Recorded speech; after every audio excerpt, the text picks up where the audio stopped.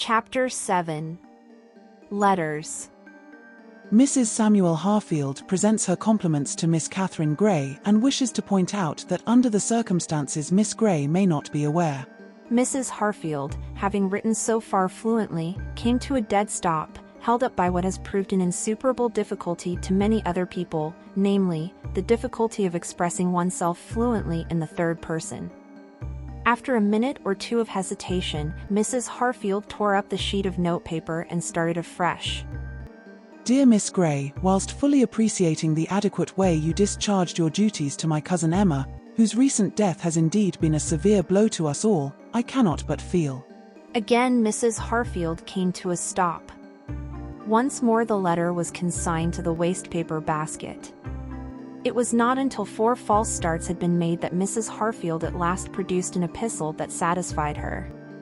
It was duly sealed and stamped and addressed to Miss Catherine Gray, Little Crampton, St. Mary Mead, Kent, and it lay beside the lady's plate on the following morning at breakfast time in company with a more important-looking communication in a long blue envelope. Catherine Gray opened Mrs. Harfield's letter first. The finished production ran as follows. Dear Miss Gray, my husband and I wish to express our thanks to you for your services to my poor cousin, Emma. Her death has been a great blow to us, though we were, of course, aware that her mind has been failing for some time past. I understand that her latter testamentary dispositions have been of a most peculiar character, and they would not hold good, of course, in any court of law. I have no doubt that, with your usual good sense, you have already realized this fact. If these matters can be arranged privately, it is always so much better, my husband says. We shall be pleased to recommend you most highly for a similar post, and hope that you will also accept a small present. Believe me, dear Miss Gray, yours cordially, Mary and Harfield. Catherine Gray read the letter through, smiled a little, and read it a second time. Her face as she laid the letter down after the second reading was distinctly amused. Then she took up the second letter. After one brief perusal she laid it down and stared very straight in front of her. This time she did not smile. Indeed, it would have been hard for anyone watching her to guess what emotions lay behind that quiet, reflective gaze. Catherine Gray was 33. She came of good family, but her father had lost all his money, and Catherine had had to work for her living from an early age. She had been just 23 when she had come to old Mrs. Harfield as companion. It was generally recognized that old Mrs. Harfield was difficult. Companions came and went with startling rapidity. They arrived full of hope and they usually left in tears. But from the moment Catherine Gray set foot in Little Crampton, 10 years ago, perfect peace had reigned. No one knows how these things come about. Snake charmers, they say, are born, not made. Catherine Gray was born with the power of managing old ladies, dogs, and small boys, and she did it without any apparent sense of strain. At 23 she had been a quiet girl with beautiful eyes. At 33 she was a quiet woman, with those same gray eyes, shining steadily out on the world with a kind of happy serenity that nothing could shake. Moreover, she had been born with, and still possessed, a sense of humor. As she sat at the breakfast table, staring in front of her, there was a ring at the bell, accompanied by a very energetic rat-a-tat-tat at the knocker. In another minute the little maidservant opened the door and announced rather breathlessly, "Dr. Harrison!" The big, middle-aged doctor came bustling in with the energy and breeziness that had been foreshadowed by his onslaught on the knocker. Good morning, Miss Gray. Good morning, Dr. Harrison. I dropped in early. Began the doctor. In case you should have heard from one of those Harfield cousins. Mrs. Samuel, she calls herself, a perfectly poisonous person. Without a word, Catherine picked up Mrs. Harfield's letter from the table and gave it to him. With a good deal of amusement she watched his perusal of it, the drawing together of the bushy eyebrows, the snorts and grunts of violent disapproval. He dashed it down again on the table. Perfectly monstrous. He fumed. Don't you let it worry you, my dear. They're talking through their hat. Mrs. Harfield's intellect was as good as yours or mine, and you won't get anyone to say the contrary. They wouldn't have a leg to stand upon, and they know it. All that talk of taking it into court is pure bluff. Hence this attempt to get round you in a hole and corner way. And look here, my dear, don't let them get round you with soft soap either. Don't get fancying it's your duty to hand over the cash, or any tomfoolery of conscientious scruples. I'm afraid it hasn't occurred to me to have scruples, said Catherine. All these people are distant relatives of Mrs. Harfield's husband, and they never came near her or took any notice of her in her lifetime. You're a sensible woman, said the doctor. I know, none better, that you've had a hard life of it for the last 10 years. You're fully entitled to enjoy the old lady's savings, such as they were. Catherine smiled thoughtfully. Such as they were, she repeated. You've no idea of the amount, Doctor? Well, enough to bring in 500 a year or so, I suppose. Catherine nodded. That's what I thought, she said. Now read this. She handed him the letter she had taken from the long blue envelope. The doctor read and uttered an exclamation of utter astonishment. Impossible. He muttered. Impossible. She was one of the original shareholders in Mortals. 40 years ago she must have had an income of 8 or 10,000 a year. She has never, I am sure, spent more than 400 a year. She was always terribly careful about money. I always believed that she was obliged to be careful about every penny. And all the time the income has accumulated at compound interest. My dear, you're going to be a very rich woman. Catherine Gray nodded. Yes, she said. I am. She spoke in a detached, impersonal tone, as though she were looking at the situation from outside. Well? Said the doctor, preparing to depart. You have all my congratulations. He flicked Mrs. Samuel Harfield's letter with his thumb. Don't worry about that woman and her odious letter. It really isn't an odious letter, said Miss Gray tolerantly. Under the circumstances, I think it's really quite a natural thing to do. I have the gravest suspicions of you sometimes, said the doctor. Why? The things that you find perfectly natural. Catherine Gray laughed. Dr. Harrison retailed the great news to his wife at lunchtime. She was very excited about it. Fancy old Mrs. Harfield, with all that money. I'm glad she left it to Catherine Gray.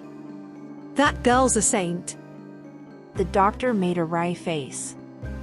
Saints I always imagined must have been difficult people. Catherine Gray is too human for a saint. She's a saint with a sense of humor, said the doctor's wife, twinkling. And, though I don't suppose you've ever noticed the fact, she's extremely good-looking. Catherine Gray? The doctor was honestly surprised. She's got very nice eyes, I know. Oh, you men! Cried his wife. Blind as bats. Catherine's got all the makings of a beauty in her. All she wants is clothes. Clothes? What's wrong with her clothes? She always looks very nice. Mrs. Harrison gave an exasperated sigh, and the doctor rose preparatory to starting on his rounds. You might look in on her, Polly, he suggested. I'm going to, said Mrs. Harrison promptly. She made her call about 3 o'clock. My dear, I'm so glad, she said warmly, as she squeezed Catherine's hand. And everyone in the village will be glad too. It's very nice of you to come and tell me, said Catherine. I hoped you would come in because I wanted to ask about Johnny. Oh, Johnny. Well, Johnny was Mrs. Harrison's youngest son. In another minute she was off, retailing the long history in which Johnny's adenoids and tonsils both largely. Catherine listened sympathetically. Habits die hard. Listening had been her portion for 10 years now. My dear, I wonder if I ever told you about the naval ball at Portsmouth, when Lord Charles admired my gown. And composedly, kindly, Catherine would reply, I rather think you have, Mrs. Harfield, but I've forgotten about it. Won't you tell it me again? And then the old lady would start off full swing, with numerous corrections, and stops, and remembered details. and half of Catherine's mind would be listening, saying the right things mechanically when the old lady paused. Now, with the same curious feeling of duality to which she was accustomed, she listened to Mrs. Harrison. At the end of half an hour, the latter recalled herself suddenly. I've been talking about myself all this time. She exclaimed. And I came here to talk about you and your plans. I don't know that I've got any yet. My dear, you're not going to stay on here. Catherine smiled at the horror in the other's tone. No, I think I want to travel. I've never seen much of the world, you know. I should think not. It must have been an awful life for you cooped up here all these years. I don't know, said Catherine. It gave me a lot of freedom. She caught the other's gasp and reddened a little. It must sound foolish, saying that. Of course, I hadn't much freedom in the downright physical sense. I should think not, breathed Mrs. Harrison, remembering that Catherine had seldom had that useful thing, a day off. But in a way, being tied physically gives you lots of scope mentally. You're always free to think. I've had a lovely feeling always of mental freedom. Mrs. Harrison shook her head. I can't understand that. Oh, you would if you'd been in my place. But, all the same, I feel I want to change. I want things to happen. Oh, not to me, I don't mean that. But to be in the midst of things, exciting things, even if I'm only the looker-on. You know, things don't happen in St. Mary Mead. They don't indeed, said Mrs. Harrison, with fervor. I shall go to London first, said Catherine. I have to see the solicitors, anyway. After that, I shall go abroad, I think. Very nice. But, of course, first of all, yes, I must get some clothes. Exactly what I said to Arthur this morning, cried the doctor's wife. You know, Catherine, you could look possibly positively beautiful if you tried. Miss Grey laughed unaffectedly.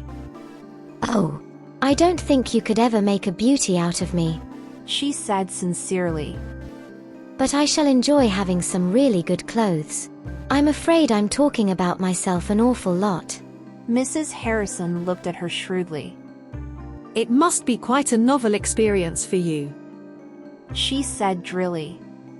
Catherine went to say goodbye to old Miss Viner before leaving the village. Miss Viner was 2 years older than Mrs. Harfield, and her mind was mainly taken up with her own success in outliving her dead friend. You wouldn't have thought I'd have outlasted Jane Harfield, would you? She demanded triumphantly of Catherine.